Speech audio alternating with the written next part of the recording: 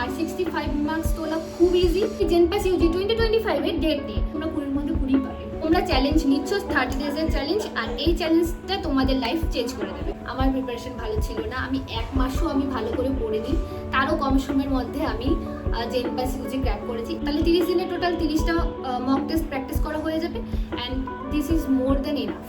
এবার একটা আমি এখানে টিপস তোমাদের দিয়ে রাখি। তো তোমাদের টোটাল মার্কস হচ্ছিল 115। Hello everyone, I am Titi, current pursuing BSc nursing from government medical college. তোমরা অবশ্য আমাকে এজেন্ট তিতি বলেই চেনো। তো ফার্স্টেই বলিনি জেনপাস ইউজি 2025 এর ডেট নিয়ে। জানি তোমরা খুব টেনশনে আছো যে এখনো পর্যন্ত ফর্ম বের হচ্ছে না, কবে এক্সাম হবে, আদৌ কি এক্সাম হবে কি হবে না এইসব নিয়ে। তো টেনশন করার কিচ্ছু নেই, এক্সাম হবে। তোমাদের এখন কাজ হচ্ছিল পড়াশোনা করা, তো তোমরা পড়াশোনা করো, এক্সাম ঠিক হবে আর খুব তাড়াতাড়ি ফর্মও বেরোবে। আর এইবার আসি কিভাবে ভালো প্রিপারেশন নেওয়া যায়। আমাদের পশ্চিমবঙ্গে গভর্নমেন্ট বিএসসি নার্সিং সিট প্রায় 2000-এর মতো, পরীক্ষা দেয় প্রায় 2 লাখের মতো। তো তোমরা বুঝতেই পারছো যে কতটা টাফ এক্সাম ক্র্যাক করা আর কতটা কম্পিটিশন আছে এই এক্সামে। তার জন্য দরকার একটা প্রপার স্ট্র্যাটেজি আর অনেক অনেক অনেক পরিশ্রম। তো পরিশ্রম তো তোমরা করছোই, আমি তোমাদের ভালো স্ট্র্যাটেজি দিয়ে তোমাদের হেল্প করতে পারি তোমাদের প্রিপারেশনে, আর তাই জন্যই আজকের এই ভিডিও। আজকে আমি তোমাদের সাথে একটা খুব ভালো স্ট্র্যাটেজি শেয়ার করব, এর সাহায্যে তোমরা খুব অনায়াসে খুব ভালোভাবে তোমরা এই এক্সাম ক্র্যাক করে নিতে পারো আর একটা গভর্নমেন্ট নার্সিং মেডিকেল সিট পেয়ে যেতে পারো। তোমরা ধরে নিতে পারো ফর্ম যবে বেরোবে তার মোটামুটি প্রায় 1 মাস পরে এক্সাম হবে। তোমরা ধরে নিতে পারো যে তোমাদের হাতে এখনো পর্যন্ত 1 মাস টাইম আছে, আর এই 1 মাস টাইমের মধ্যে তোমরা চাইলে অনেক অনেক ভালো রেজাল্ট করতে পারো আর একটা গভর্নমেন্ট নার্সিং সিট নিয়ে নিতে পারো তোমাদের জন্য। তো চলো ভিডিওটা শুরু করি। তোমরা যারা ভাবছো যে এই বছর আর টাইম নেই, আর হবে না, তোমরা আর চান্স পাবে না, তো তাদের জন্য বলি যে সঠিক স্ট্র্যাটেজি আর একটু পরিশ্রম যদি তোমরা করো তাহলে এই বছরই জেনপাস ক্র্যাক করা সম্ভব। আমি তোমাদের গ্যারান্টি দিচ্ছি যে আমি যে স্ট্র্যাটেজিটা বলতে চলেছি সেটা যদি তোমরা ফলো করো তাহলে তোমরা খুব ভালো একটা মার্কস পাবে আর একটা গভর্নমেন্ট নার্সিং সিট খুব অনায়াসেই পেয়ে যাবে। আর যাদের প্রিপারেশন ভালো চলছে তাদের জন্য বলবো যে এই স্ট্র্যাটেজিটা ফলো করলে 30 মার্কস তো অনায়াসেই তোমরা ইনক্রিজ করে নিতে পারো। এখন চলে আসি মেইন বিষয়। দেখো তোমাদের মধ্যে এখন 2 ধরনের স্টুডেন্ট আছে। ফার্স্ট ক্যাটাগরি যাদের খুব ভালো প্রিপারেশন হয়ে গেছে আর যারা নিয়মিত মক টেস্ট দিচ্ছে, মক টেস্টেও খুব ভালো মার্কস আসছে। আর ক্যাটাগরি 2 যাদের প্রিপারেশন অতটা ভালো হয়নি এই বছর, সে যে কারণেই হোক না কেন, তোমরা এখনো পর্যন্ত মক টেস্ট দেওয়া শুরু করোনি, ভাবছো যে এইবার আর সম্ভব নয়, আবার নেক্সট বার ট্রাই করবে। তো তাদের জন্য বলছি এখনো অনেক সময় আছে, 1 মাস যথেষ্ট সময়, তোমরা চাইলে অনেক কিছু করতে পারো। তোমরা যারা ক্যাটাগরি 2-তে পড়ছো তোমাদের চিন্তা করার কোনো কারণ নেই, তোমাদের এখন মাথা ঠান্ডা করে একটা খুব ভালো স্ট্র্যাটেজি নিয়ে শুধু পড়াশোনা করে যেতে হবে। আমি নিজেই 1 বছর আগে তোমাদের ক্যাটাগরিতেই পড়তাম, আমার প্রিপারেশন ভালো ছিল না, আমি 1 মাসও আমি ভালো করে পড়িনি, তারও কম সময়ের মধ্যে আমি জেনপাস ইউজি ক্র্যাক করেছি। আর আমি যখন পেরেছি তো তোমরাও পারবে। তো নিজেদের উপর শুধু একটু ভরসা রাখো আর আমার উপরে একটু ভরসা রাখো, ব্যাস, আর কিছু লাগবে না। আর আমি জানি তোমাদের মধ্যে এখন কি চলছে, কারণ 1 বছর আগে এই সিচুয়েশনের মধ্যে দিয়ে আমিও যাচ্ছিলাম। তো তোমাদের সিচুয়েশনটা আমার থেকে ভালো তো আর কেউ ফিল করতে পারবে না। তো তোমরা চিন্তা করো না, তোমরা এই আমার স্ট্র্যাটেজিটা ফলো করো, 30 দিন ফলো করো, দেখবে কিছু না কিছু উন্নতি তো অবশ্যই হবে। তো তোমাদের টোটাল মার্কস হচ্ছিল 115, মোটামুটি তোমাদের পেতে হবে 60+ মার্কস। তো আমি এখানে 65+ মার্কসের জন্যই স্ট্র্যাটেজিটা বলবো। তো টোটাল 5টা subject, physics, chemistry, biology, logical reasoning আর ইংলিশ। তো প্রতিটা সাবজেক্টের টোটাল নাম্বার অফ কোয়েশ্চেন হচ্ছিল 20 করে।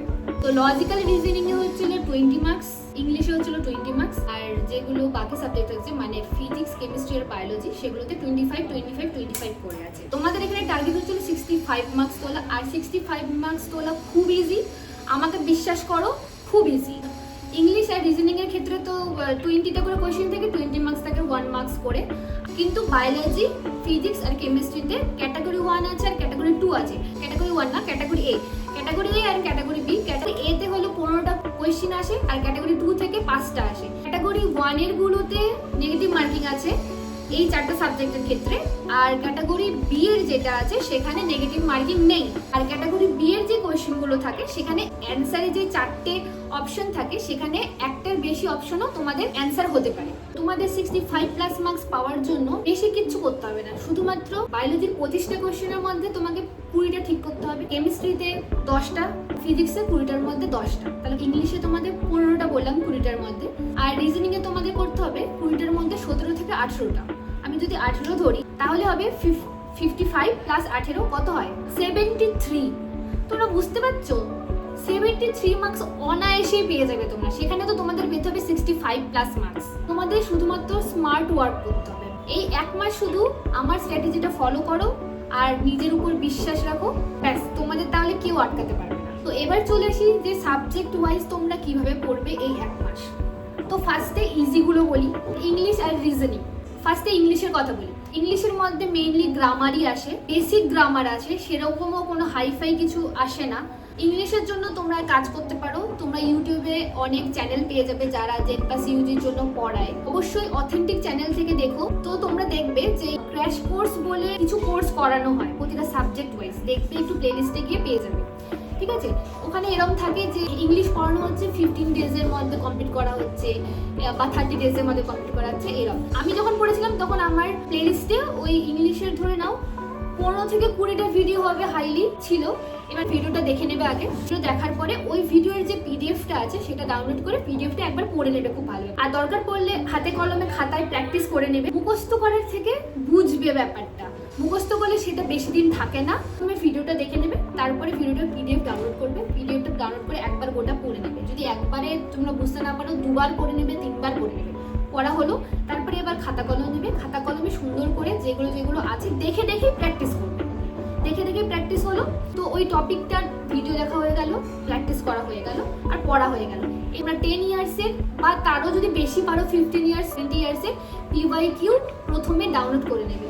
আমি বলবো প্রিন্ট করিয়ে নিয়ে আসো, এটা সব থেকে বেটার হবে। কারণ ফোন থেকে পড়লে ঠিক পড়া হয় না, মানে আমার তো হয় না, আমার ফোন থেকে ঠিক আমি অত ভালো করে মানে ভালো আমার হয় না, খাতায় কলমে যতটা ভালো হয়। তো প্রিন্ট করে নিয়ে চলে আসো, 15 ইয়ার্স বা 20 ইয়ার্স যতটা পারো ততটা নিয়ে আসো, কারণ পিওয়াইকিউজ ইজ ভেরি ইম্পর্টেন্ট। ইংলিশের ওই টপিকটা থেকে যেগুলো পিওয়াইকিউ আছে সব করে নেবে। যদি পারছো, একা যদি করতে পারছো খুব ভালো, যদি একা না করতে পারছো আবার একটু দেখে নাও। এবার একটা আমি এখানে টিপস তোমাদের দিয়ে রাখি, যখন পিওয়াইকিউগুলো সলভ করছো তখন একটা কাজ তোমরা করতে পারো, এটা তোমাদের খুব হেল্প করবে।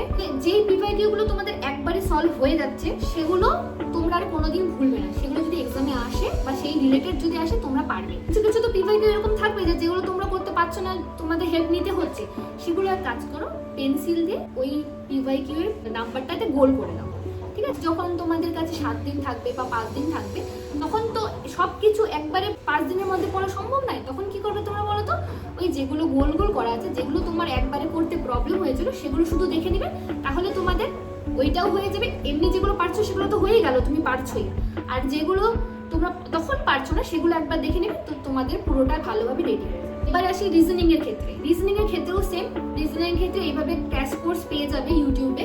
তোমরা যদি কেউ ভেবে থাকো যে রিজনিং গুলো আমি একাই শুধু প্র্যাকটিস করলেই হয়ে যাবে, এরকমটা নয়। কারণ রিজনিং এর মধ্যেও অনেক এইরকম চ্যাপ্টার আছে যেগুলো একটু ট্রিকি, মানে ইজি কিন্তু তোমাকে ট্রিকটা জানতে হবে, তাহলে তুমি খুব কম সময়ের মধ্যে তুমি ওটা করে নিতে পারবে।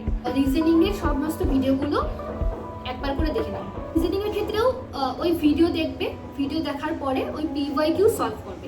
আমরা তো তোমাদের 800-র কথা বলেছিলাম যে 20-র মধ্যে 18টা রিজনিং ঠিক করে আসতে হবে। আমি বলছি তোমরা 20-র মধ্যে 20 পাবে। আমি 20-র মধ্যে 20 পেয়েছিলাম, তাও 2 দিন শুধুমাত্র দেখি। রিজনিং আর ইংলিশ তো হয়ে গেল, এবার আসি মেইন সাবজেক্টগুলোতে।